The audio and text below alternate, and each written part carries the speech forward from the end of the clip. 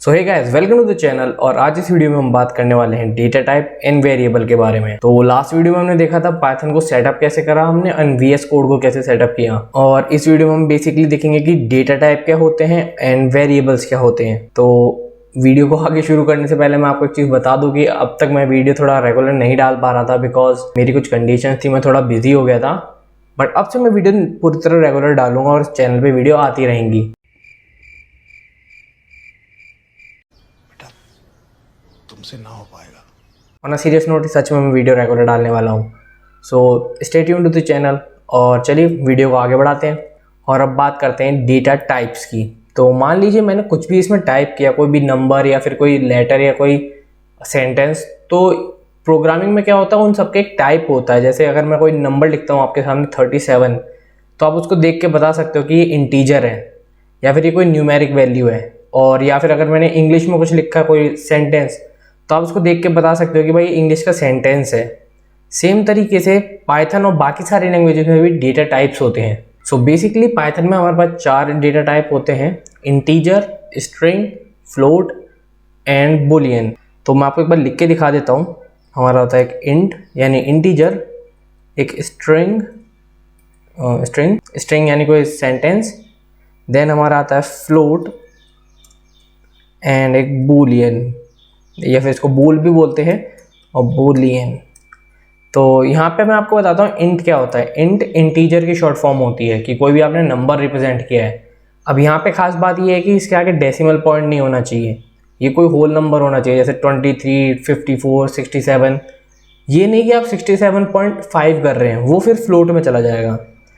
तो और स्ट्रिंग होती है हमारी कोई भी सेंटेंस। जैसे हमने ये सेंटेंस जो लिखा था ये स्ट्रिंग थी, कोई भी इंग्लिश सेंटेंस।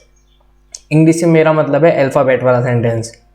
एंड फ्लोट होता है कि हमारे डेसिमल वाले जो नंबर होते हैं, जैसे 54.3 या फिर अपना 23.0, वो सारे हमारे फ्लोट में जाते हैं। और बुलियन होता है हमारा ट्रू या फिर फॉल्स। तो बुलियन बेसिकली कोई कंडीशन सेटिस्फाई कराने के लिए होता है कि या तो ये कंडीशन ट्रू है या ये फॉल्स है। तो पाइथन में हम डायरेक्टली ऐसे नहीं लिखते कि इंट इज इक्वल टू कोई नंबर, इसमें हमें वेरिएबल्स में स्टोर कराना पड़ता है। तो अब बात करते हैं वेरिएबल्स क्या होते हैं। तो हमने अभी डेटा टाइप पढ़ लिया। डेटा टाइप क्या होते हैं कि कोई भी हमारा डेटा है उसको हम एक रिप्रेजेंट करते हैं, उसकी टाइप रखते हैं कि भाई ये इस टाइप का डेटा है। तो वेरिएबल क्या करते हैं कि उनको स्टोर करने का काम करते हैं। आप डायरेक्ट ऐसे नहीं लिख सकते कि इंट 63, आपको किसी वेरिएबल के अंदर स्टोर कराना पड़ेगा, किसी सिंबल के अंदर स्टोर कराना पड़ेगा। तो फॉर सपोज मैं लिखता हूँ a इज इक्वल टू 67। तो अब आप इसका क्या मतलब समझते हैं। इसका मतलब होता है a की वैल्यू 67 है। जैसे हम मैथ्स में करते हैं कि let x is equal to 23, तो वैसे हमने a की वैल्यू अज्यूम कर ली 67। तो अभी हमारा a वेरिएबल है। तो वेरिएबल बेसिकली वही होता है कि जिसमें हम अपना डेटा स्टोर करते हैं, जिसको हम वेरी करा सकते हैं। And for example b is equal to, मैं कोई स्ट्रिंग लिखता हूँ हेलो गाइस।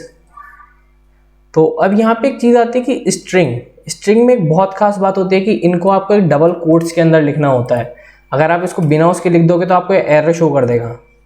आप देख सकते हैं यहाँ पे रेड कलर की लाइन्स आ रही हैं।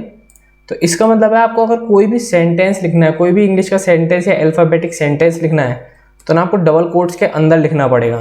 तो पाइथन देख लेता है कि भाई डबल कोट के अंदर है, इसका मतलब वो एक स्ट्रिंग है, यानी कि वो एक अल्फ़ाबेटिक सेंटेंस है।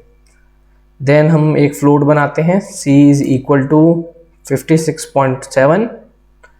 अब यहाँ पे फ्लोट क्या है, फ्लोट डेसिमल नंबर है कि हमने कोई इंटीजर है उसके आगे डेसिमल लगा दिया है। तो इंटीजर और फ्लोट में यही डिफरेंस है। आप 56.7 को इंटीजर नहीं बोल सकते हो, वो फ्लोट ही है। देन मैं करता हूँ d is equal to true. तो ये हमारे बेसिकली 4 मेन जो डेटा टाइप है वो हो गए हैं। हमारा पहला वाला है इंटीजर, जिसमें हमने एक न्यूमेरिकल वैल्यू स्टोर की है। देन हमारा सेकंड है स्ट्रिंग, जिसमें हमने कोई अल्फ़ाबेटिकल सेंटेंस स्टोर किया है। देन सी है हमारा फ्लोट, यानी कि डेसिमल, आप इसको डेसिमल भी लिख सकते हैं, डेसिमल। तो आप ये वंडर कर रहे होंगे कि मैंने एकदम से क्या लिख दिया हैश लगा के ग्रीन कलर का, इसे हम कमेंट कहते हैं। तो बेसिकली कमेंट क्या होते हैं कि जब हम कोड एग्जीक्यूट कराएंगे जितना भी पार्ट ये हैश के आगे है ये एग्जीक्यूट नहीं होगा, ये कोड में नहीं आएगा। ये अलग से कमेंट्स रहते हैं कि भाई हम खाली जो कोडर है, जो प्रोग्रामर है, वो पढ़ सके कि उसने यहाँ पे क्या किया था। तो ये एग्जीक्यूट नहीं होते हैं, ये बिल्कुल कोई भी स्ट्रिंग नहीं है, कुछ भी नहीं है, खाली एक कमेंट है, तो ये हमारा एग्जीक्यूट नहीं होगा। देन हमारा आता है यहाँ पे बूलियन। तो बूलियन जैसे मैंने बोला था ट्रू या फॉल्स, आपने ट्रुथ टेबल में देखा होगा तो 0 या 1 रहते होंगे, मतलब कंडीशन ट्रू हो रही है या फॉल्स हो रही है। तो हम खाली इतना बताते हैं, ये स्ट्रिंग नहीं है। स्ट्रिंग और बूलियन में यही डिफरेंस है कि स्ट्रिंग तो डबल कोट्स के अंदर कोई भी सेंटेंस हो सकता है, पर बूलियन में क्या होता है, ट्रू होगा या फिर फॉल्स होगा, खाली ट्रू या फॉल्स। तो ये तो हमारे होगा डेटा टाइप, और हम इनको कहते हैं वेरिएबल, जिसमें हमने अपना डेटा स्टोर किया है। तो अभी आप जैसे हम पूछूंगा कि भाई ए क्या है, ये एक वेरिएबल है जिसमें 67 इंटीजर सेव्ड है। तो अब मैं इसको प्रिंट करूंगा, प्रिंट ए।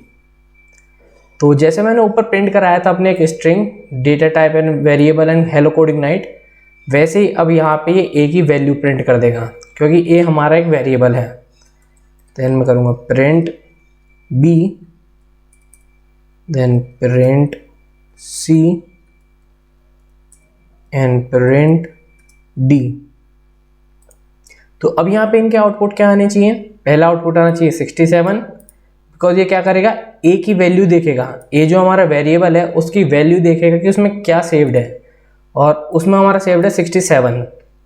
देन ये बी को देखेगा, बी में क्या सेव्ड है, हेलो गाइस स्ट्रिंग, एंड सी में है हमारा एक फ्लोट यानी डेसिमल नंबर 56.7, एंड डी में है हमारा ट्रू एक बूलियन। तो चलो इसको रन करते हैं, रन कोड, एंड देखिए ये आ गई हमारी पूरी प्रिंट होके। तो सबसे पहले इसने हमें 2 लाइन प्रिंट कर दी जो हमने प्रिंट करवाई थी, hello code ignite data type and variables, and then हमारा ये हो गया इंटीजर, ये हमारा स्ट्रिंग, ये हमारा फ्लोट, एंड हमारा बूलियन। तो बेसिकली वेरिएबल्स का काम यही रहता है कि वो किसी भी डेटा को अपने अंदर स्टोर करते हैं, और जब हम उनको कॉल करते हैं, जब हम उनको कुछ काम में लेते हैं, प्रिंट करवाते हैं, तो वो उस डेटा को अपना पाइथन को दे देते हैं कि भाई हमारे अंदर ये डेटा था और इसको प्रिंट कर दो, या फिर कोड को ये वाला डेटा दे दो। तो यहाँ पे मैं एक बार कमेंट कर देता हूँ जिससे आपको अच्छे समझ में आ जाए। ये हो गया इंटीजर, ये हमारा स्ट्रिंग, और ये हमारा हो गया Boolean. Let's give them a little space. So yeah, तो मैं एक बार आपको दोबारा से बता देता हूँ, डेटा टाइप होते हैं कि हमने जो भी डेटा टाइप किया है, जो भी हमने कोड किया है, उसकी कैटेगरी कि वो किस टाइप का डेटा है। तो एंड वेरिएबल होते हैं कि वो जो हमने टाइप किया है कोड, उसको हम किसी एक ऑब्जेक्ट में, किसी चीज़ में स्टोर कराते हैं, जो कि आगे जाके हमें रेफरेंस के काम आता है। सेम एज मैथ्स में जैसे हम करते हैं लेट x इजिकल टू 0 या x इजिकल टू 10। तो मैं आपको यहाँ पे एक चीज़ और दिखा देता हूँ। मान लीजिए मैंने एक और यहाँ पे वेरिएबल बनाया अपना e इज इक्वल टू 43। तो अब हमें क्या करना है, हमें a और e का सम चाहिए। तो हम यहाँ पे एक वेरिएबल बनाएंगे sum is equal to a plus e। तो अब इसका आंसर क्या आना चाहिए, तो इसका आंसर सिंपल है। कंप्यूटर क्या करेगा कि पहले वो a की वैल्यू देखेगा, क्या है 67, देन e की वैल्यू देखेगा, वो है 43, एंड देन जब मैं इसको प्रिंट कराऊंगा, प्रिंट सम, और अब हम यहाँ से इसको रन करते हैं, तो देखिए इसने हमें वैल्यू दे दी 110। सो यही होते हैं हमारे डेटा टाइप एंड वेरिएबल्स। सो अब आप सोच रहे होंगे कि भाई ये प्लस माइनस कैसे लगा दिया मैंने डायरेक्टली। सो नेक्स्ट वीडियो में हम देखेंगे ऑपरेटर, जो कि हम इन वेरिएबल्स में लगा सकते हैं, डेटा टाइप्स में लगा सकते हैं, और वहाँ पे आपको कुछ की इन्फॉर्मेशन भी पता लगेंगी कि आप किन्हें प्लस कर सकते हैं और किन किन ऑब्जेक्ट्स को नहीं कर सकते, किन वेरिएबल को नहीं कर सकते एक दूसरे में प्लस। अगर आपको वीडियो पसंद आए तो वीडियो को लाइक कर देना, चैनल को सब्सक्राइब कर देना, और अपने दोस्तों के साथ शेयर करना मत भूलिएगा।